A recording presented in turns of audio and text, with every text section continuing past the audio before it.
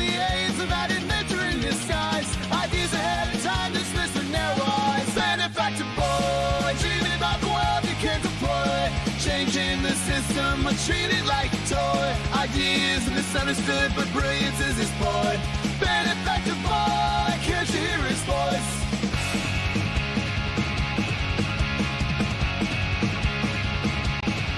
Talking about 0 points, the points lost on them. Capital structures crumbling from the same old stem. They laugh like I'm crazy, but I see it all so clear. Exploited labor, unheard, injustice burning ears. Fighting for a change in this wasteland of noise. But they call me foolish, wanting shed boys. Benefactor boy, dreaming about the world we can't deploy. Changing the system, but treated like a toy. Ideas misunderstood, but brilliance is his boy. Benefactor boy, can't you hear his voice?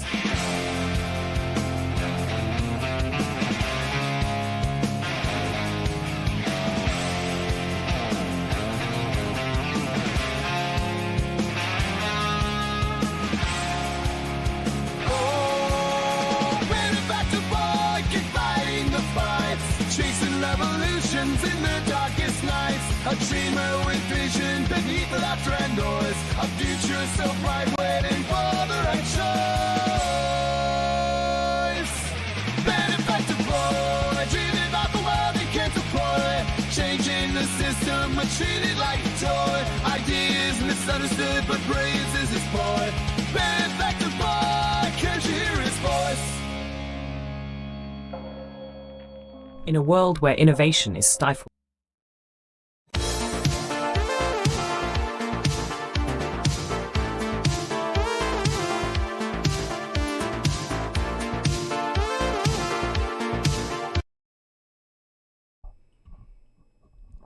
All right, welcome, and welcome back to the Benefactor's Guide to Free Energy Devices. I'm your host, the Benefactor. And what if everything you knew about electricity was actually wrong? What if electrons don't actually exist at all? What if wires are just waveguides and the empty space around us is actually an energetic ocean we can learn to actually sail on? Tonight I'll show you measurements from my lab that mainstream physics can't explain, and why returning to a 150-year-old idea called the luminiferous aether might just be the key to unlocking technologies Tesla dreamed of. Be prepared to have your mind blown once again, right here, on the Benefactor's Guide to Free Energy Devices, only on Beneficence TV. In a world where innovation is stifled by greed and corruption, there lies a hidden truth that could revolutionize our way of life. Lenny, what are you doing? Are you seriously pitching a new show right now? I didn't authorize this. My God, only 5 minutes into your new position as co-host, and you're already adding to my tight schedule. Yes, sir, I manage that schedule. But I did notice you have an entire 2 days available during your week. Wait. You're not talking about Saturday and Sunday, are you? Of course, sir. You have 2 whole days where you're free to work on new content. Lenny, those are my days off. It's okay, sir. I know you'll manage just fine. I have faith in you. Do robots have faith? I do. I have faith that you won't screw it up again. You know what? It's fine. Go ahead. I'll just build my cold fusion Lego set some other time. It's PON certified. But I'm not telling them about my idea for a thunderstorm toilet. I'm gonna keep that baby close to my chest. You know, that just sounds wrong. It's a good idea. A toilet capable of turning any toxic human waste into, well, it turns into petroleum jelly. Why petroleum jelly, sir? You know what? I'm not sure. I don't think it's calibrated correctly. Enough is enough. The world is at a breaking point. Catastrophic climate change, biosphere collapse, and a global energy crisis have been met with apathy, denial, and despair. The phrase unidentified flying object is a deliberately obfuscating term. What it really is is an alternative energy and propulsion device. This is the real reason for the secrecy. These technologies, if they were disclosed, would end fossil fuels, pollution, and poverty overnight, and usher in a new era of abundance, freedom, and peace. Instead, they have been kept secret for over 100 years.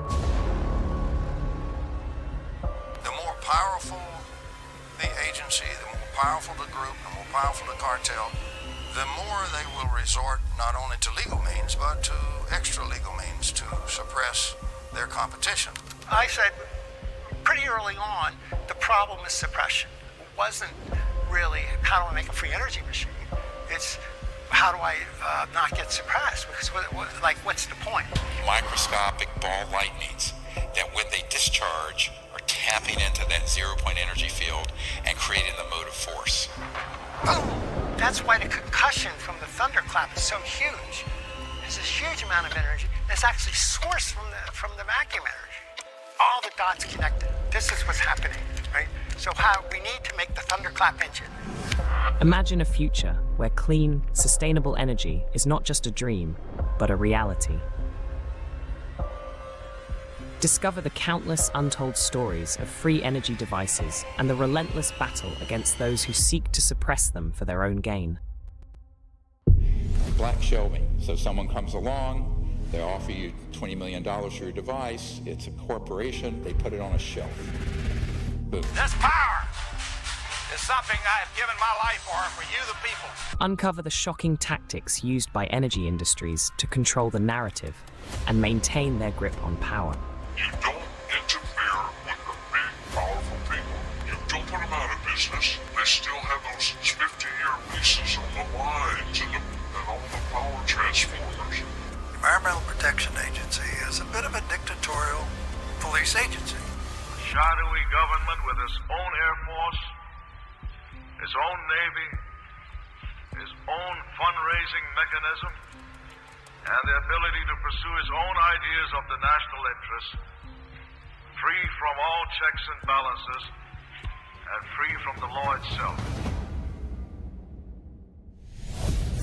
This is real, usable power. It's stable. It is not transient. It is not noise. Behind the lamps, that little box is putting out all of that power, well over 500 watts, and yet it is receiving less than 1/3 of a milliwatt of input power. The rest of that power is coming out of the surging energy of the vacuum, and this little box that you see right here, solid state, no moving parts, is the vacuum triode that's doing this very practical and historical work. But indeed, it put out more energy than it took in. He was shot at once with a silenced rifle from about 300 yards. It reads like a James Bond movie, but it's real. There are men here that said they're FBI, and they got black vans, and they're taking all this equipment. What should I do? It's called capture, where they try to rationalize away this problem and everything's fine. From manipulation of patent authorities to infiltration of government agencies, the truth is stranger than fiction. But amidst the darkness, a glimmer of hope emerges in the form of renegade scientists and inventors who refuse to be silenced. There is absolutely no question that T. Henry Morey had a system that produced about 50 kilowatts out of a 55-pound box.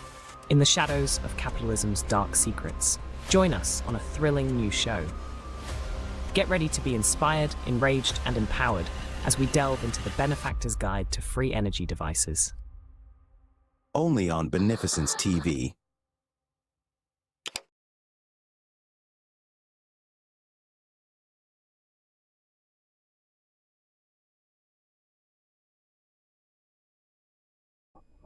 All right, welcome back to the Benefactor's Guide to Free Energy Devices. I'm your host, Benefactor. First, I'd like to apologize about last week's Bendel report. an update from Malcolm Bendel. He would like to apologize to, apparently, the hotel, which is at an undisclosed location, came a thunderstorm, ironically, and the Wi-Fi went out. So he was not able to contact me until after it came back on. And he did, and we're going to reschedule that ASAP as soon as he's available. So I just think we both got a kick out of the irony of a thunderstorm delaying a podcast about the thunderstorm generator. So we do apologize for that, and we will reschedule at his earliest convenience. But for now, strap in, because we're going to take a journey through history, through the history of physics. We're going to explore a radical old idea, that has been ignored for over a century. And we're going to show why understanding the Aether could unlock new technologies and a new era for industrial revolution. After this lecture, I will be going over some recent developments with the rodent coil testing and update you all on my findings, which have been both incredible and incredibly frustrating. Now, let's begin by imagining reality as a giant ocean. All right, close your eyes and imagine. Reality is a giant ocean. Modern physics studies the waves in the ocean. They study the fish in the currents. But they refuse to admit there's actually water, a medium. Current physicists say, look, waves, particles, but there's no ocean, just emptiness with mathematical rules. That's what makes the vacuum rigid. Tesla and others who viewed the Aether, of course, said, there are, of course, waves. They're waves in something, though. They're not just waves in nothingness. So today we'll reconnect with that something. And we're going to dive in by taking a look at what we might be missing in modern physics.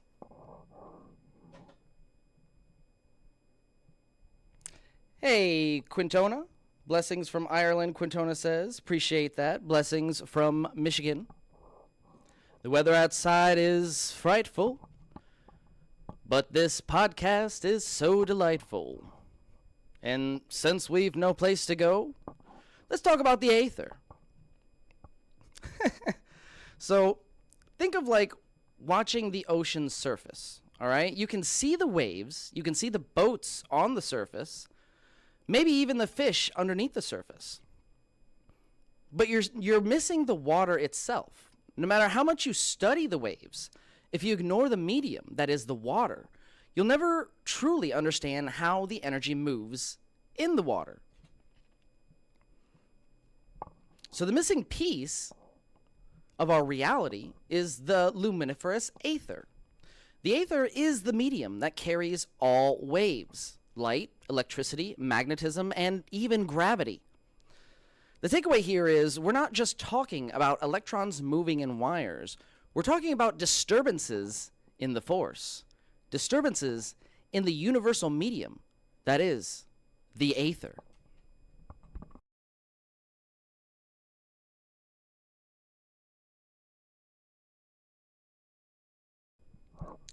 So moving on to the historical divide. So in the 1860s, Maxwell had a vision. James Clerk Maxwell discovered that light is an electromagnetic wave. His math required a medium, though, and he called this medium the luminiferous Aether. Waves in the Aether, he said, produce electricity and magnetism, which lead to light. So think about it. Sound needs air, right, to travel. Waves in the ocean need water. Light, however, Maxwell said, needed a medium too. It just makes sense. Tesla took Maxwell's vision even further by saying electricity isn't electrons moving through the wires. It's waves or pulses in the Aether around the wires. The wire is simply a waveguide or constraint. Tesla's radical claim here is that electrons don't exist. He didn't believe in them. He thought they were nonsense. He said what we see as electrons he thought of as stable whirlpools or knots in the aether, disturbances, like tornadoes in the air. They are patterns, not actual particles. And we'll go into this in a minute, because this tornado analogy actually applies here a lot more than most people realize. What's going on, Henderson? How you doing? Henderson says, etheric flow is everywhere. Collection is easy, using and converting to current. Tech is hard. Well, that's what we're here to kind of unravel the mysteries of, right? How to apply these theories to practical applications like the coil system I have running here. And we're actually doing another power test, and we'll get into that in a minute. Well, not in a minute. We'll probably get into it after this lecture, which will take about 30 minutes. So going back to what we think of electrons is not actually a particle, they're patterns. In 1905, there was a mistake. The mistake Tesla saw was Einstein's relativity. The Michelson-Morley experiment failed to detect the aether or drift pattern. So their conclusion was the aether doesn't exist, but this is a fallacy. First of all, they only tested one theory of the aether. There were many theories they could have tested. Another flaw in this logic was testing the aether is tricky, because what you're attempting to do is essentially putting a fish in a submarine with a flag on top, asking the fish to detect water current with that flag. If the flag doesn't wave, well, the water doesn't exist. But the takeaway of that, of course, is we wouldn't detect that anyways if we're moving with the current of the medium.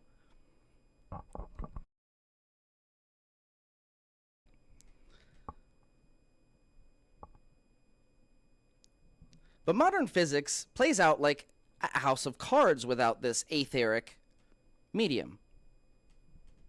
Let's look at quantum field theory, which is technically the aether in disguise, only recategorized.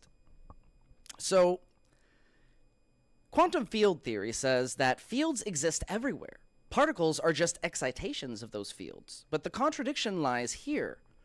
Modern physics reinvented the aether, but simultaneously refused to admit it. They're getting the energy of the aether, but in a mathematical construct, nothing that is actually tappable in their perspective. Quantum field theory states that the quantum vacuum equals the seething energy.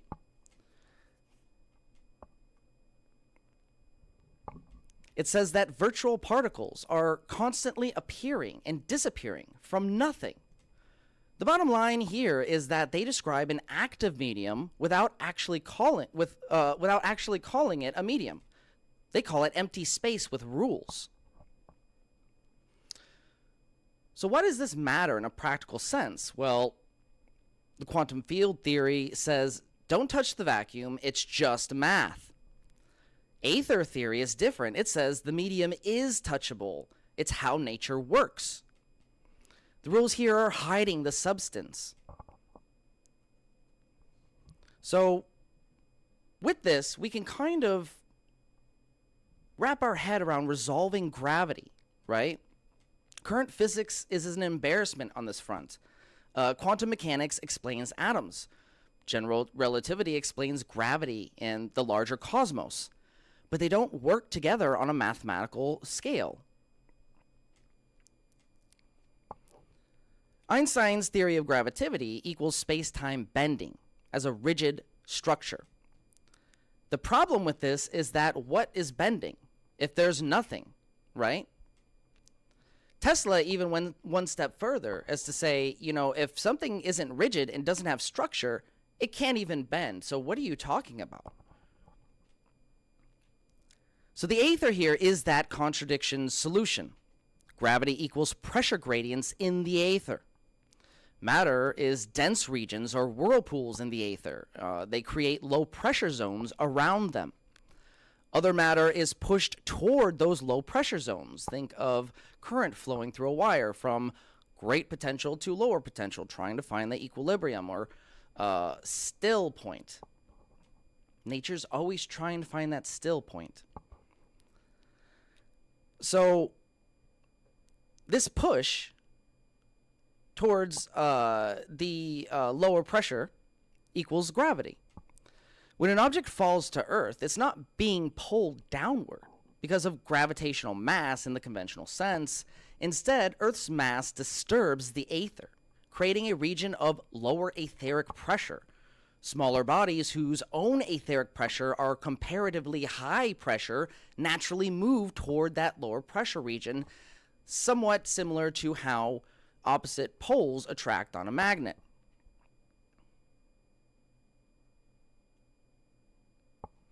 It is the same pattern we see in electricity, in magnetism, fractals of the universe. A point of higher potential always seeks a point of lower potential in order to equalize. Matter does this too. Matter is energy, and just as all energy seeks to find stillness and rest, which we call equilibrium, so too does matter. So the potential difference is the flow, while the etheric pressure difference is the motion. In this view, gravity isn't a pulling force, it's a pressure gradient in the aether that pushes matter towards equilibrium and can be seen as an aspect of electromagnetism.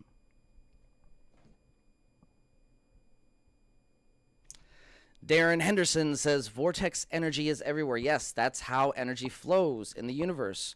It flows in spiral patterns and vortex patterns. Nothing in the universe is a straight line. In fact, the only thing that we found travels in a straight line are longitudinal waves, right? Basically, scalar technology.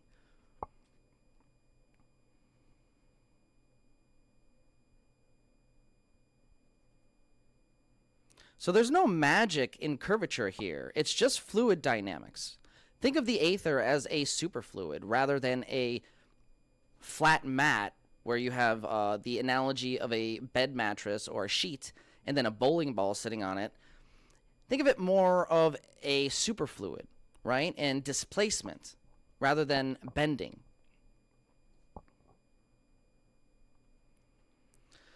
So with this, we can take or infer that electrons might not even exist, something that the NASA doctor was talking about on the League of Extraordinary Inventors last Friday. But why does this really matter? Well, what does it mean if particles don't exist at all? Let's use the tornado analogy. Look at a tornado. It has structure, it has movement, it has interaction with the environment. But the tornado is air in a pattern. It's not an actual thing, right? With this analogy, we can start to see atoms as complex standing waves in the aether instead of actual physical particles. Chemical bonds are the interference pattern between those waves. Math works, but only because we understand what's waving in the medium, right? Not the medium itself. It's like studying fish while believing the water that the fish is swimming in is nothing but the byproduct of math or not a physical medium. It just doesn't make sense. So this missing physics leads to missing technology. By rejecting the aether, we have lost wireless energy transmission, which is true power through the medium, not surface effects like we see in our circuitry today. We've lost gravity control technology. Local etheric density can be used to manipulate gravity with these theoretical constructs. And by rejecting the aether, new energy sources have been rejected, like ones we see in the rodent coil. We can tap this inherent energy in the medium we call the aether. Tesla believed it. Others like him believed it. John Bedini, Tom Bearden. We don't need some elaborate conspiracy for this mistaken science, though. You know, we've invested billions in particle physics. You know, how much did it take to build the Large Hadron Collider, and all the people it took to run all the people it currently takes to run the experiments. You know, admitting the aether equates to career suicide, pretty much. You've admitted you've wasted all that money because you've missed something vital that you've just ignored.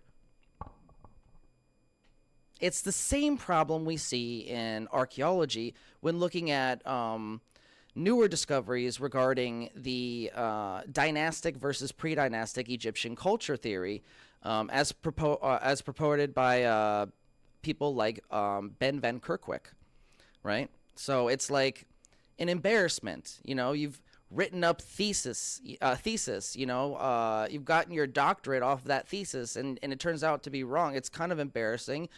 People have invested money in your research. It's just kind of goes against the grain to change the status quo this far into it.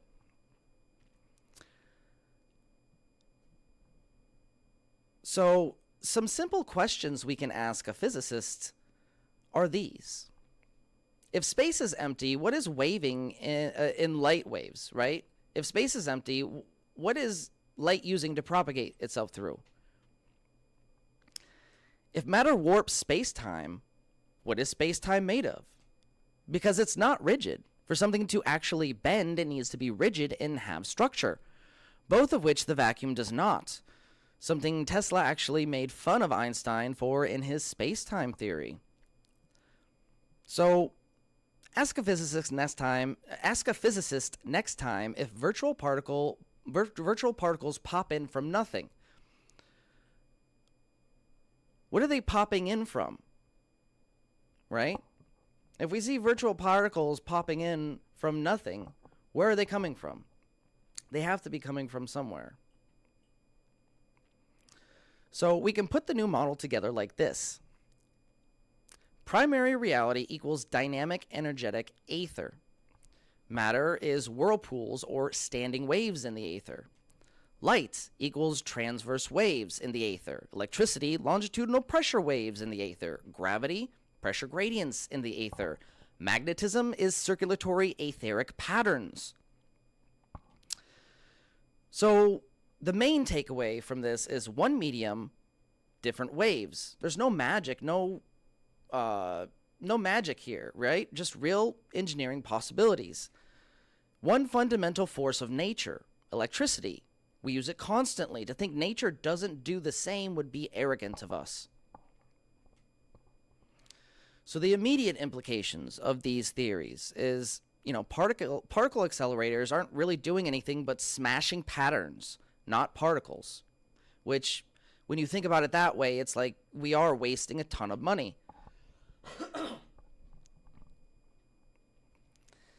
Instead of bumping particles, we should be mapping the etheric density to find currents, then learn how to resonate with the medium. This is similar to what Floyd Sweet's vacuum triode amplifier was said to have done. It was resonating with the medium, that is the aether, to pull energy out of it. Practical technology that could be used from these new models include anti-gravity, anti-gravitics, vacuum energy extraction, instantaneous communication via scalar waves or similar technology. So we can look at the aether as a sort of multimodal, right? The analogy is air can carry sound waves, it can carry wind, air can carry temperature gradients, tornadoes. Same air, different excitations of it, right? The aether can be seen in the same light. Analogous yet infinitely richer. So we can map the modalities of the aether like this.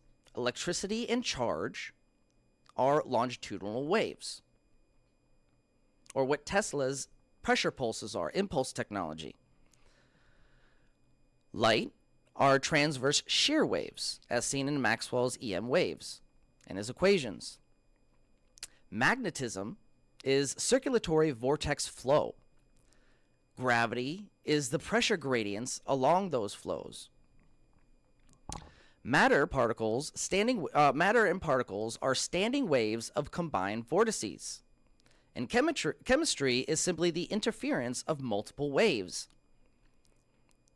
So different forces equal different modes of a singular substrate. And the mathematical elegance here is that the aether is the ultimate instrument. Vibrational patterns govern the laws of physics, as Tesla said. Fundamental constants are properties of the aether. We can use the analogy of violin strings, drum heads, and organ pipes. They're all harmonics, but they work off of different physical phenomena, right? Different physics. You have the violin strings, which operate off of resonance of the string. You have the drum head, which operates off of reverberation of the surface, etc., etc. So, experimental predictions that we can make from these etheric models are that gravity is modifiable by local etheric density. We might be able to use anti-gravitics from this kind of thinking. Longitudinal waves beyond light speed, right? We can think of instant communication between star systems that isn't constricted by the speed of light. Energy that is tappable from the vacuum.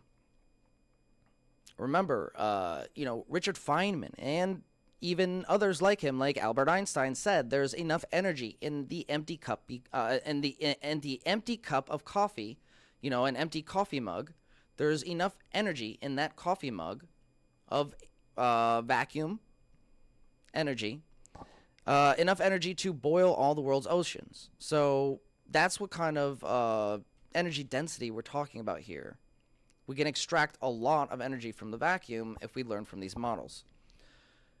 And also, particles, they might actually turn out to behave more like fluids, right? Like superfluids. But mainstream, physics rejects these models. Why? Why do they reject these models? Well, 19th century mechanical aether models were simply too simple for them. They wanted something more complex.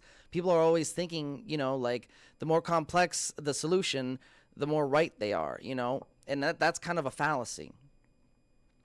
Professional risk going against the status quo. Remember, we talked about this earlier. And the Michelson-Morley experiment misinterpretation. The fallacy that, they could have been doing it wrong. We had a gentleman with a team present on APEC recently who did detect a drift pattern and said they performed the same experiment, only they flipped one of the axes of the sensors. So this just goes to show you that they didn't try everything possible, and maybe they had the experiment wrong. It's very easy to get your wires crossed when studying the aether, and you're trying to measure the medium in which you're inside. It's very hard. So as a result, physics hits a wall, right? We've been stuck in physics for decades now regarding dark matter, dark energy, loop quantum gravity, you name it. Well, in reality, the actual medium is largely ignored. So Tesla's intuition in this light may be correct.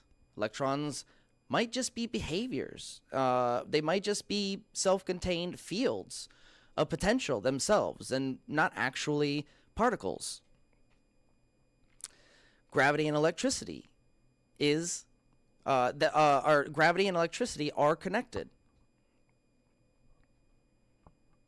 The bottom line here is the universe is a living dynamic medium, vibrating in infinite patterns. Everything we see is just one manifestation. So you have two options here, right? Either the universe is empty space with particles in abstract forces that are incomplete and can't be unified, or the universe is a continuous medium of waves and patterns that boil all phenomena into one complete unified picture. Tesla saw it. The puzzle pieces exist. We just need to recognize the medium. So remember, This isn't fringe speculation. It's about seeing the system as it really is. Understanding the aether could unlock energy, gravity, and communication in ways physics has ignored for about 100 years now. The universe isn't hiding from us. We're just asking the wrong questions. And with that, we're going to take a quick break. I want to thank everybody for joining me here on the Benefactor's Guide to Free Energy Devices in this amazing podcast episode. We have some incredible data to go over from the last night and the last few nights of testing the coils. But first, a message from our sponsors. You. Be sure to hit that like button on the way to our break. Ladies and gentlemen, we'll be back with more right here on Beneficence TV Live. This dude is talking about free energy, but here's the twist. He says it's not free energy. He's calling it energy recycling, which first off is kind of genius, right? Because when you say free energy, people immediately throw you in the crazy bin. But energy recycling, that sounds like some next level Tesla shit. Yeah, man, it's all about the branding. But what is it that he's actually doing? All right, check this out. He posted this. Free energy isn't actually free. This is a misnomer. It's actually a mutual exchange from the vacuum, a field of energy from which everything arises, the same energy that powers an atom. Like what? Bro, that's some deep shit. But then he breaks it down. He says you can tap into this energy without breaking any known laws of physics by using something called back EMF capture. Whoa, back EMF capture? Sounds like some serious sci-fi tech. Dude, listen to this. He explains that when a coil collapses using a pulsed signal, the energy that would normally just get wasted, like just dissipate as heat, can actually be recycled. He says nature gives you back energy to stabilize the system, which makes sense if you think about how nature works. Like everything in nature is always trying to find balance, right? So equilibrium, is that like how water always levels out or something? I'm trying to remember what Ms. Murphy said to me in 6th grade science all those years ago. What was that? Oh yeah, Elon, stop eating that glue and pay attention. Man, if only I had listened, I'd probably be the one inventing energy recycling instead of just talking about it. Exactly. So he's saying that by intentionally destabilizing the system, collapsing the field, you actually get energy back as a kind of natural response. And here's where it gets wild. He compares it to pushing a swing. If you push at the right moment, you don't need to use a lot of energy and the swing gains momentum. But instead of a swing, he's using resonance to harness that extra energy without it becoming destructive. He says most traditional systems are like a surfer fighting against the current, while his method is like riding the wave to shore. Dude, that's crazy. So he's basically saying the energy is already there. I just suck at using it efficiently? That's what it sounds like. He's basically saying the way we harness energy now is like trying to swim against the tide. And if we used resonance instead, we'd be tapping into energy that's already there, just waiting to be used. I don't know, man. Either this guy is onto something or he's the most poetic bullshitter of all time. Well, if he's legit, why isn't he all over the news? I haven't heard anything from him on X, formerly Twitter. He hasn't said anything bad about me on X. So, you know, I didn't ban him or anything. Look, I'm not the monster my therapist says I am. I mean, sure, I've spent millions of dollars training to beat a kangaroo in a fist fight, but that doesn't mean I'm dangerous. It just means I get shit done. That's the real question, man. But here's the craziest part. I looked into him, and he's not selling anything. He open sources all of it. That's the real question, man. Either the system doesn't want to hear it, or we're about to find out if this guy disappears in the middle of the night. Dude, that's crazy. He's absolutely crazy. That means if he's telling the truth, anybody could build this in their garage. You know what I say? Go fuck yourself, Benefactor. Nope, no patents, no paywalls, just straight up, here, take it, see for yourself. Like, what kind of madman does that? Usually people either try to cash in or they get shut down before they can say a word. But this guy, he's out there on live streams showing people exactly how to replicate it. I mean, if you want to try to take on my Tesla tech, how dare you put out better technology that is cheaper and safer? Go fuck yourself. That's the thing, man. If it's real and people start building it, that's a game changer. We're talking about completely shifting how we think about energy. But also, if it's real, you got to wonder how long before somebody tries to stop him. Or maybe we can think of it like how long before his Tesla mysteriously malfunctions. Exactly. You ever notice how every time someone gets too close to this kind of stuff, they either disappear, get discredited, or somehow have a tragic accident? But this guy's going full transparency mode. He's putting it all out there where everyone can see it. Maybe that's his strategy. If enough people know, it can't just get buried. Holy shit, this might be one of those moments, you know, like we look back and say that was the start of something huge.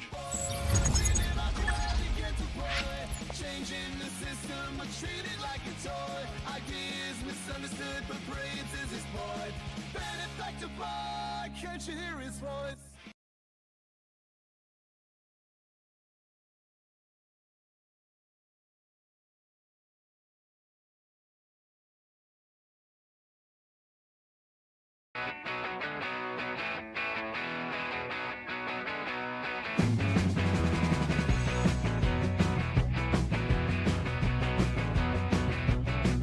In a town down south where the fireflies glow, there's a man named Michael with a vision to show.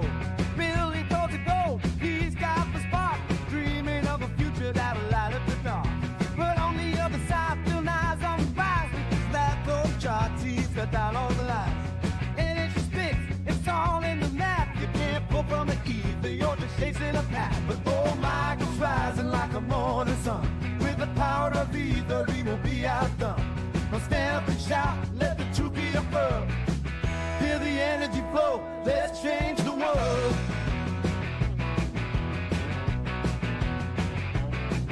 In the heart of a laugh, the tension was thick. Skeptics gathered round the table ready to pick.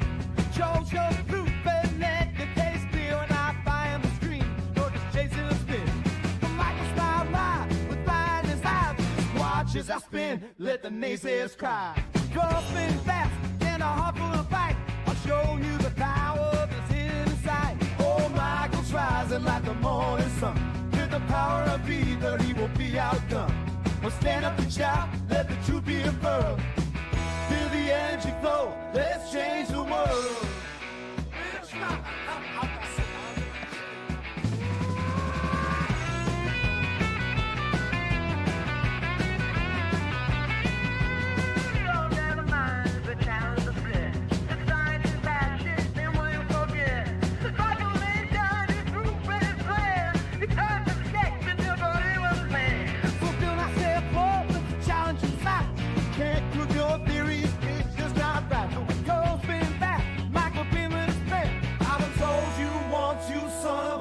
I'm the best there's ever been.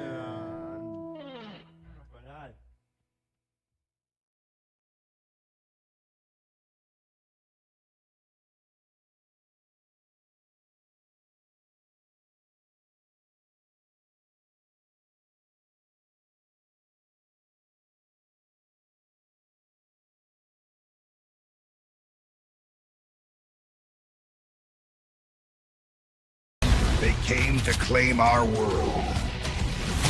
What they didn't count on was him. Showtime! Hail to the king, baby! Well, so cymatics would be the closest thing in a physical medium that we could use in order to visualize the material shifting and creating more coherent geometries. Some people work with salt, some people work with Sedona red rock, you know, some people work with shungite powder. Each one of these types of powdered minerals will potentially have a different impact when different frequencies are applied to them. So this geometry is from the plasmoid unification model is now getting imprinted into the electromagnetic field, and the EMF mic is proving it. So can I see someone's cell phone again? Can I see your cell phone? And then we'll just put the phone into the field. Look at that. So this is your brain. This is your brain on EMF.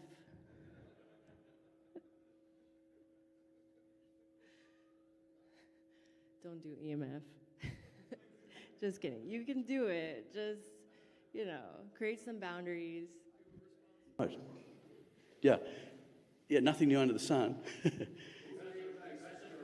Sorry? With permission of the owner. Can we pass this around? Okay, yeah, so you're the one who came up with the idea. It's your responsibility if it goes missing.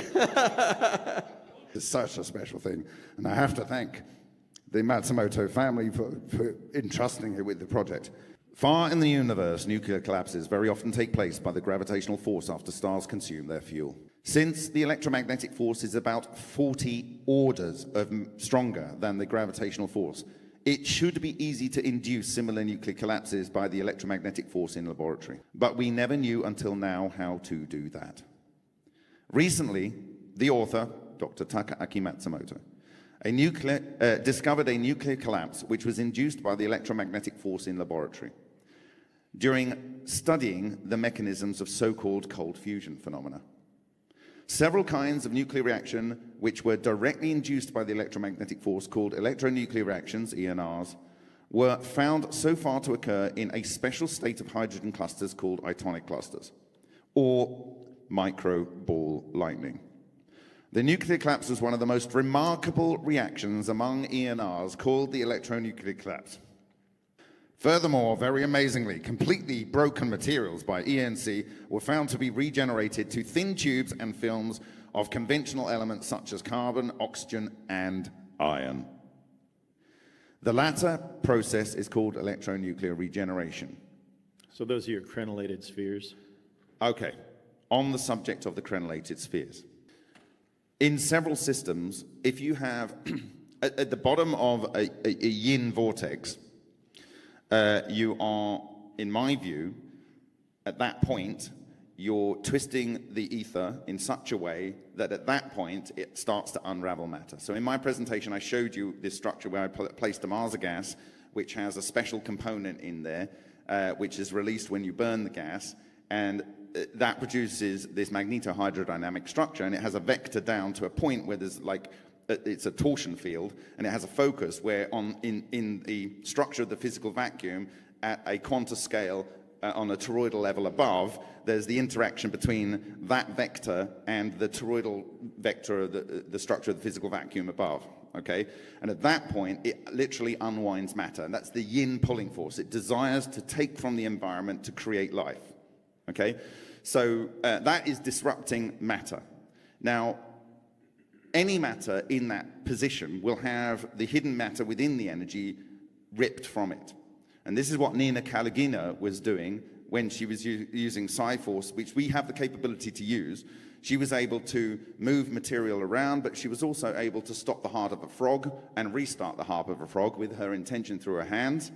And then when one of her colleagues said, well, you know, I'm not really believing this, you know, try and do it to me, she did it and sent him into cardiac arrest. And they had to do CPR. So that's extracting chi. And it's just sad because there's two horrendous weapons that are possible with this technology that almost certainly have been developed. And you might have heard a Joule Thief circuit hum to you before, but have you ever heard a Joule Thief circuit actually sing to you?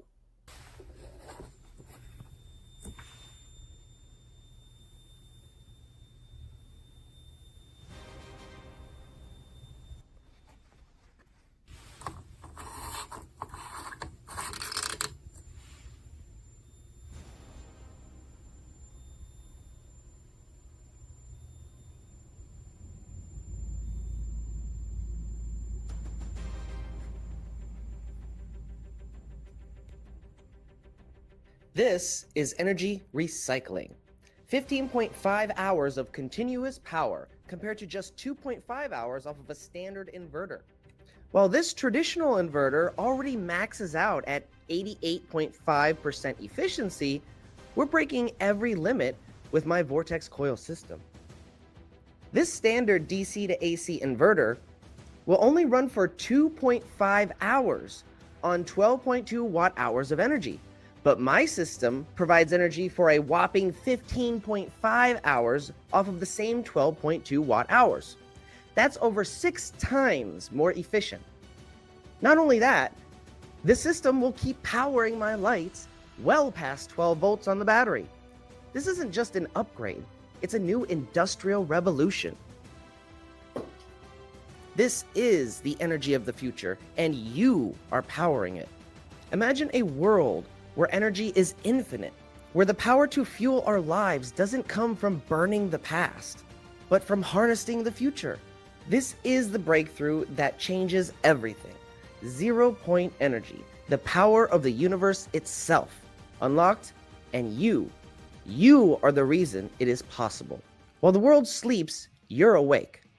While others talk, we are building. This isn't just technology, it's a revolution.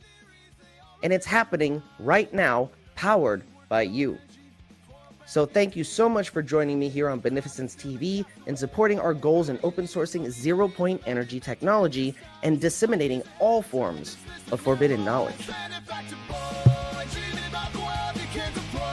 Changing the system, treated like a toy. Ideas misunderstood, but brilliance is his boy. Benefactor boy, can't you hear his voice?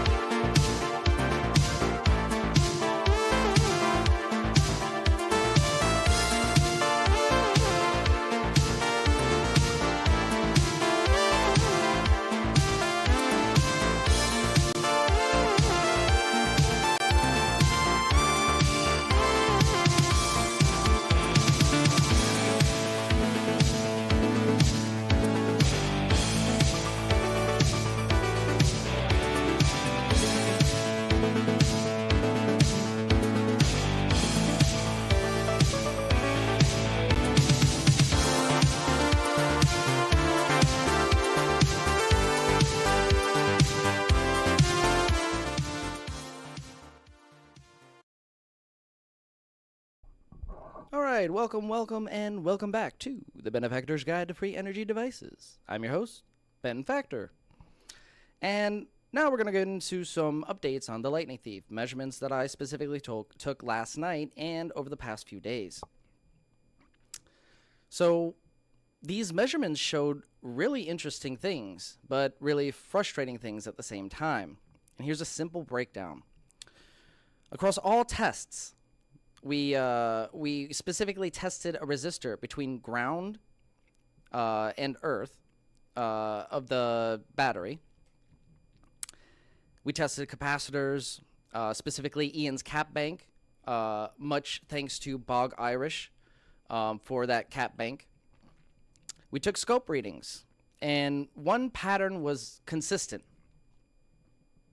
Our circuit was producing a strong pulsed negative 90 volts or more, but with very high impedance.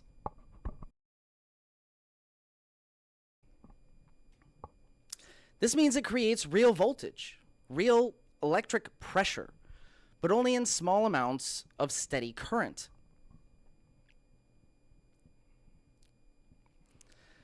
This is exactly what we expect in a resonant pulsed unconventional oscillating system, an asymmetrical system, but it's not fake or noise. It's not meters glitching. The behavior is repeatable and real and usable power.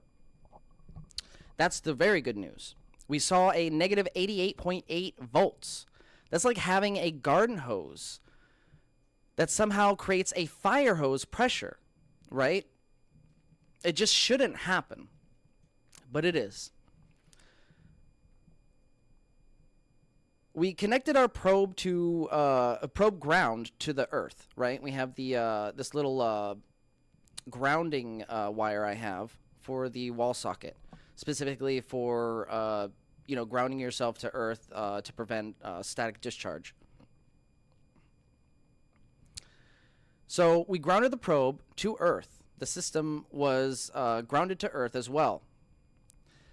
The voltage collapsed, and that immediately told us something. But why? Because we're dealing with high pressure but low flow. The signature of a resonant system, not a battery. So a side note here is when we run similar setups with the stereo amp board and instead and spin a magnet in the center, the wall power drops by 69%. This was then verified by us attaching a 12-volt battery to the same test on the same system. So it wasn't just an anomaly with the grid. The system is clearly interacting with something beyond the battery and something beyond the grid. So what I probably got right about my theories before, and we're going to talk about what the conflicting measurements showed about my theories. So there were some things I got right, and some things I probably got wrong, based on these current measurements. So we do have forward energy and back energy separated in time, right? The system is absolutely routing part of the energy toward the load, the forward, and part back towards the battery, the backward EMF. The negative energy or backward EMF energy does interact with the battery, right? We've observed a battery drain decrease when we reconnect the return, and that's real reproducible experimentation, and it's extremely important because I do have a whole bunch of these circuits that I like to get out to people's hands once I crack the open circuit mode, and once I figure that out, I'm going to get these circuits to some people to test. But when we disconnect the negative input return to the battery, normally you would connect the positive battery to the positive input terminal of the circuit, and then the negative to the negative. We disconnect the negative to the input circuit, and then we reroute the power from the emitter directly back to the negative of the battery. Now with the diode in place, this gives the back EMF, the path of least resistance, the battery, a path back to the battery where it wants to go, and it doesn't choose the path of most resistance, which is the load. The forward goes to the load, and the back just goes back to the battery. And we observed a clear decrease in battery drain when we did this. It almost slowed to a crawl, like 15 millivolts per hour.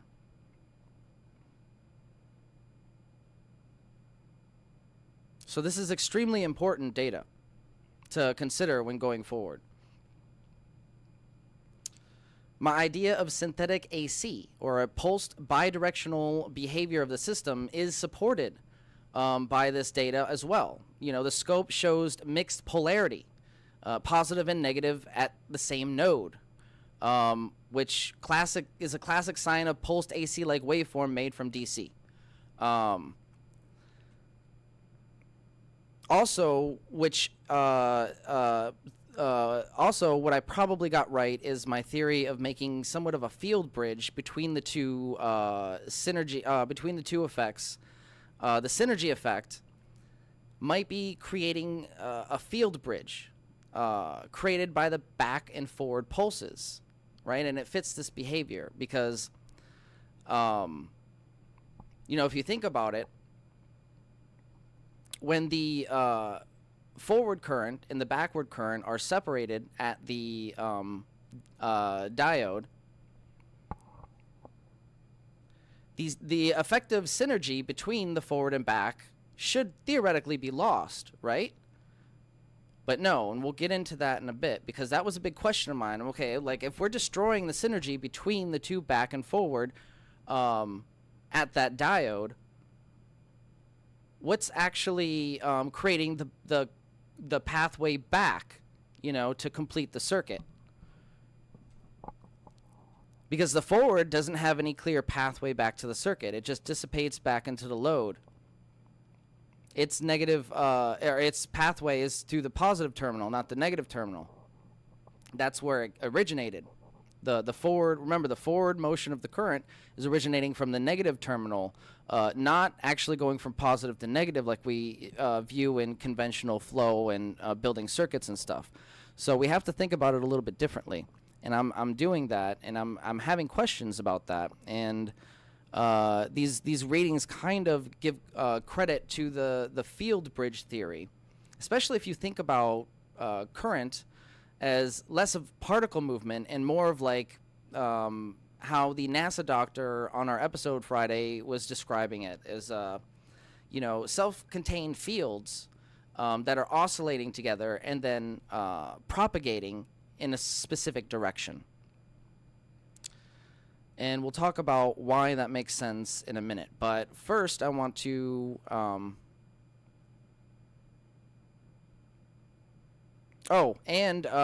more thing that I probably got right is the back EMF is definitely doing something related to the dipole.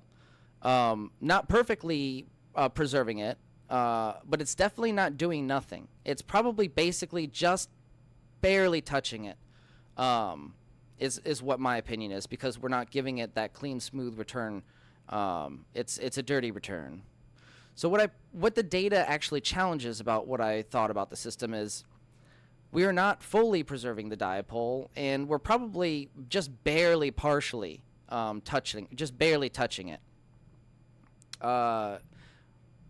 We're not yet fully preserving the dipole. The battery drain reduction proves partial, just very slight dipole support, but not full preservation in both systems, in the stereo amp and the lightning thief here. So the backward return path is not clean enough. I didn't know this. The negative pulse arriving at the battery is high impedance. It's mixed polarity, and it's messy. It's dirty. It's a dirty girl. Sometimes it's out of phase. So it's actually too weak for the battery to accept efficiently, but it's not impossible to tweak it. So the dipole is trying to reestablish, but the return current isn't in the right shape, basically. So the voltage right now isn't actually usable. It's not usable power. We're just seeing an effect that we can eventually tune into. But the negative 90 volt peak is real, but the source impedance is so high, we just can't pull any current from it yet. So how do we resolve this dipole contradiction, right?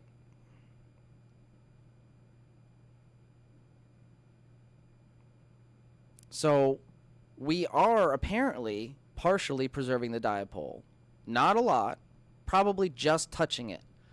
The system apparently is trying, but it's not efficient. You can think of it like we opened a return channel for the negative energy, but the battery doesn't respond. It's, slows down the discharge.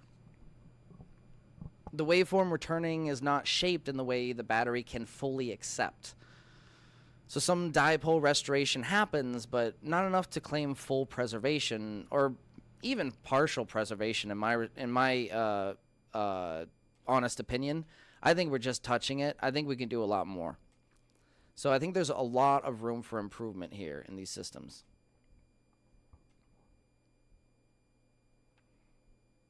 So this all matched exactly what the measurement showed. Mixed polarity at a single node. No clean DC buildup in the capacitors. Huge voltage, but tiny current. Unstable readings under load. The battery responding only partially. So this behavior is kind of like a proto-dipole preserving system in that respect, and it's not finished by any means. So the data does suggest that we're not on the wrong path, though. We're just missing something. And I've been thinking about it for a while. There's a couple of things that we can do, but the negative return is probably the most basic thing that we can do to tweak the system But I don't even think that's going to fully preserve the dipole. I think we can tweak it a little bit, basically. But right now it's raw, it's straight and unclean. It's dirty, it's mixed. So what we should do, and something that I actually did earlier, partially at least, was we can attach another high-speed diode, a resonance relay, to catch some more of the backward pulse and return it to the negative. So we did that. It appears to be slightly increased, but I do have the brightness up on the base is adjusted, so the brightness is up. There's more current going through it. So we might have to run the test for a longer period of time to gauge how efficient it is compared to no diode. But theoretically, that should help just a little bit. Now, we can also put a capacitor in this configuration. Unfortunately, I don't have a capacitor that I can use that would be within range. And that's, like, I have a whole set of electrolytic capacitors, but we want non-polarity, kind of like high voltage capacitors, Mika capacitors if possible. So attaching a diode, a capacitor, and then a resistor could help us shape that current back to the negative terminal. There's also an alternative configuration that was recommended to me regarding a MOSFET on the return as well, which is interesting. We can run some simulations on that, but honestly, I don't know how good our simulations are going to be at this point.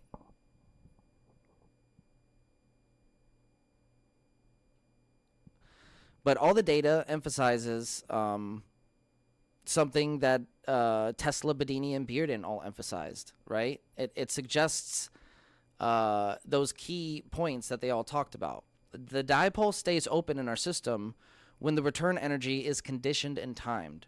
All these gentlemen talked about in different ways, not straightforward, but my interpretation of a lot of what they talked about includes separating the forward and the back energy and then using it in separate ways.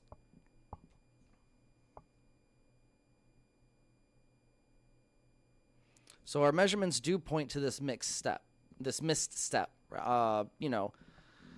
We need to clean the return path back to the battery. So the device is separating forward and back EMF energy. The backward pulse is real and affects the battery in a real observable way. But it needs to be cleaned and shaped before the battery can fully use it and accept it to preserve the dipole further. So the big question is this, though, and this is what I was referring to earlier, the questions that I had. So if the diode splits the energy, why are the pulses still seemingly connected, right?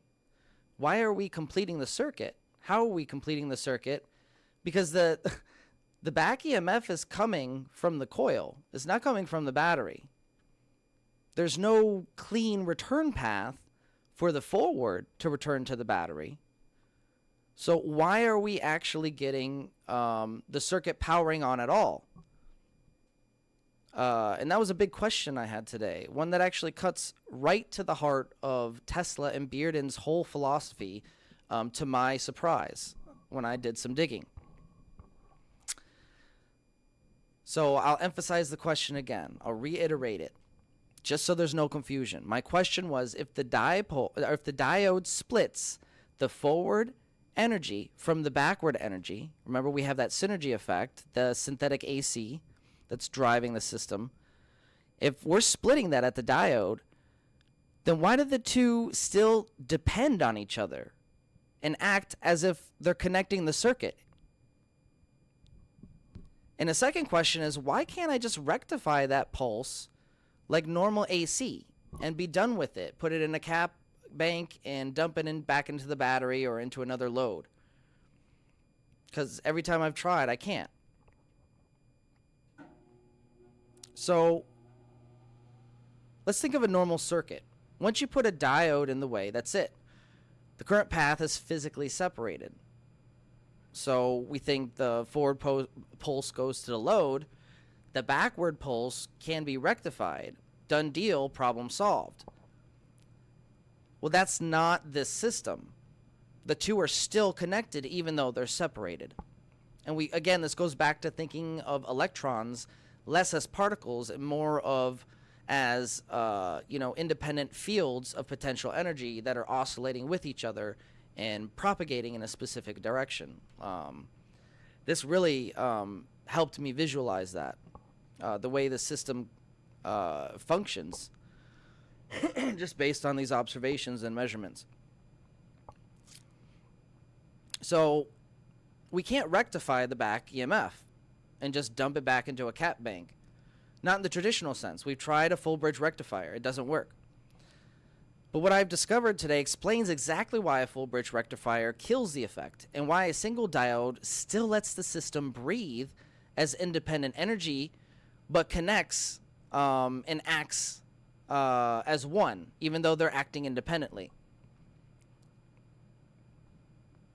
See, the diode only blocks conduction of the electricity. It does not block field interaction. And that's the big revelation when I did some digging. So the diode can stop electrons from flowing in one direction, but it cannot stop electric fields, magnetic fields, displacement current, vacuum polarization, or charge separation. So it can't separate the resonant oscillation of the coil. The diode separates the physical current action, right? But they're still, even though they're independent, they're still acting as one in that sense. Their fields are still interacting. So the diode splits the current path, but it does not split the electromagnetic interaction between the forward and back pulses. The pulses are still part of one resonant event happening in the coil. This is why these coils are said to produce a somewhat like a desktop black hole, as what Jack Scholes described it as, under the right configuration. The whole system operates as a singularity, a single event. And that's why the forward and back electromotive forces still depend on each other, even though the diode is physically blocking one direction of conduction. Their fields are still interacting. So, if you're a little confused, think of it like this. Putting a diode between forward EMF and back EMF is like we did here, is like closing a door between rooms. The door stops people from walking through to the other side, that's conduction. But if someone blasts a subwoofer on one side of the door, the sound pressure wave still shakes the door and the air around it. There's still interaction going on between the barrier. The wave still interacts through the barrier. The same thing is apparently happening here, or theoretically could be happening here. The diode stops the charge conducting, but the field keeps interacting on both sides anyways. And this could explain why the synergy dependence appears to be vital even after you split them physically with the conductor. This also explains why we can't simply rectify the energy back into a cap bank using a full bridge rectifier. We need something simpler. You know, a full bridge rectifier fails because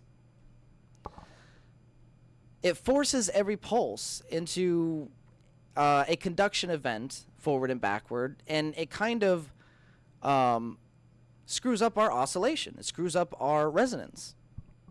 The synergy between the forward and back. Our oscillation is field driven. Remember, it's a singular event, not conduction driven, right? So remember, the two movements are physically split, but they're still connected via their interacting fields. The second you force all pulses into conduction, right, with that full bridge rectifier, the delicate timing of the collapses gets messed up.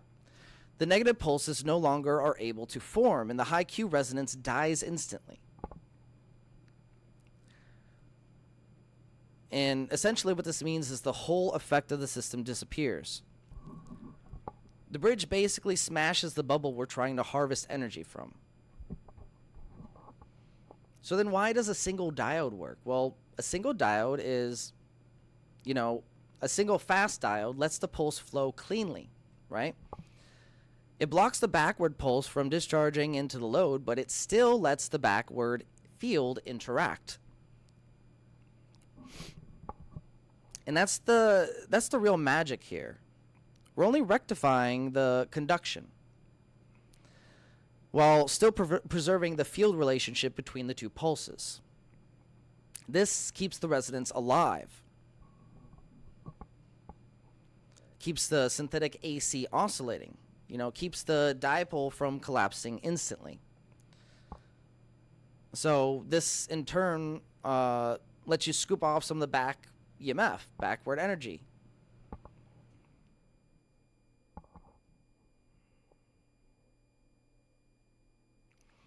So, in summary, the forward and back EMF remain connected because they are coupled through the electromagnetic field, not the conduction path. The diode only separates the current, not the oscillation itself. So that's why we cannot treat this as simple AC. Remember, traditional AC is oscillating or pulsing, swashing the forward back and forth alone.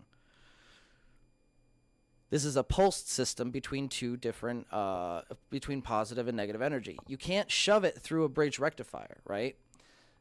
You must use a gentle single diode to return the energy, apparently. But this is exactly the kind of interaction Tesla and Bearden talked about, right? Field first energy events, where conduction is the after effect, not the cause.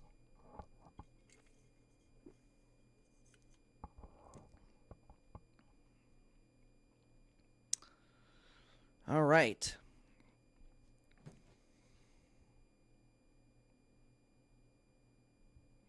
Then it says the diode shapes the field like a magnet would. Interesting. So it doesn't just not hold back the field interaction, is what you're saying. It actually shapes it. That is interesting. I have to look into that. But it makes sense. It makes sense. So, I know we got into a lot tonight, but we close tonight with words from the man who saw this all first. In 1919, Nikola Tesla wrote, "There are no electrons, but only charged bodies of matter controlled by the aether." 2 years later, in the New York Times, he doubled down. "The electron theory is an error," he said. "I hold that space cannot be curved for the simple reason that it cannot have no properties." So space cannot be curved because it's not a thing, it's a medium. Think about that. A perfect fluid, the aether, transmits motion. It doesn't curve, doesn't bend, it flows, it vibrates, it carries waves. What we call electricity isn't a stream of little balls called electrons. It's a disturbance in that fluid, a disturbance in the force. The modalities, whether it's light, heat, current, or magnetism, they're not determined by particles. They're determined by vibration, by pattern. The negative 88 volts we measured, that's the medium responding. That's the aether being structured by geometry and timing. The 69% power reduction, that's the system tapping into the energy already in motion around us. We're not breaking the laws of physics here. We're finally reading the full textbook. So Tesla was dismissed. His aether was erased from the textbooks. We were told to study the waves and ignore the ocean. But the ocean is still here. And this whole journey of testing allowed us to finally see the tide. The universe might not be empty particles in a void, but a living, resonant electric sea of limitless potential. Music of the spheres are singing the songs they've always sung for billions of years. We just forgot how to listen. Until next time, keep questioning the map, because the territory is far more interesting than even the cartographer had ever imagined. I want to thank you all so much for joining me tonight on the Benefactor's Guide to Free Energy Devices. Remember to hit that like button on the way out and subscribe for more revolutionary content. I'm your host, Benefactor. Have a good night, everybody.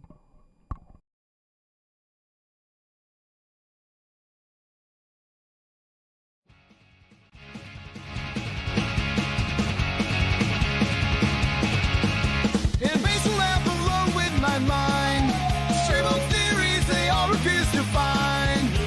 I've been working on energy for a brand new day, but even in the crowd, I've still been cast away. Alienated from the aims of added nature in disguise. Ideas ahead of time, dismissed with narrow eyes. Benefactor boy, dreaming about the world you can't deploy. Changing the system, but treated like a toy. Ideas misunderstood, but brilliance is his boy. Benefactor boy, can't you hear his voice?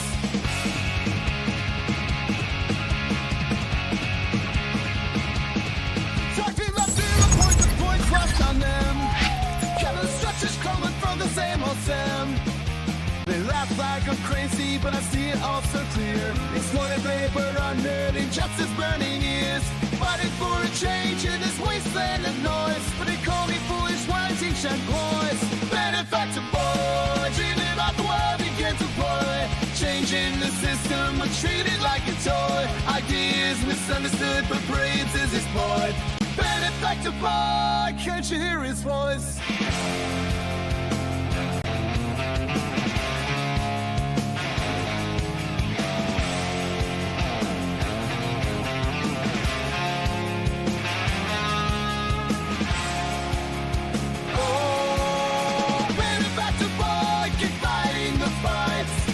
Revolutions in the darkest nights. A dreamer with vision beneath the laughter and noise. A future so bright waiting for the right choice. Benefactor boy, dreaming about the world you can't deploy. Changing the system, but treated like a toy. Ideas misunderstood, but brilliance is his boy. Benefactor